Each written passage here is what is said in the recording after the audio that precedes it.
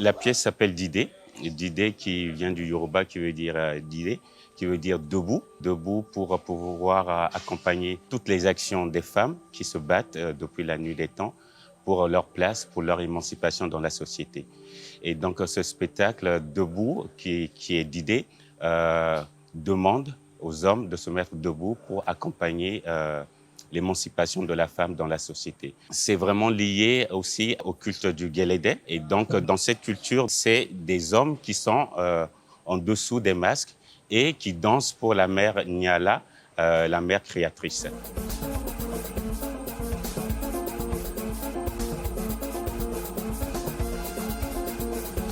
C'est pour la première fois qu'on essaie de danser sans public. Ça ne change pas grand-chose, mais c'est toujours différent quand on a un public parce que quand on danse pour un public, on danse pour nous. C'est un partage, c'est un moment de partage.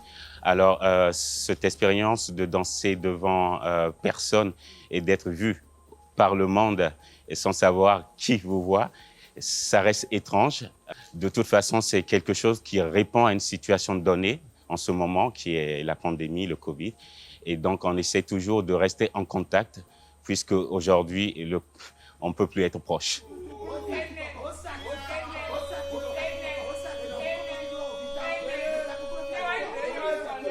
C'était la première de la retransmission en direct des spectacles de l'Institut français. Je tenais vraiment à remercier les artistes d'avoir joué le jeu en tout premier lieu, parce que c'est vrai que de ne pas avoir le retour de la salle, c'est pas évident.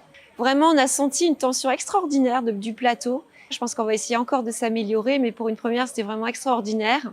On a eu des amis connectés, bien évidemment, depuis le Bénin, pas mal.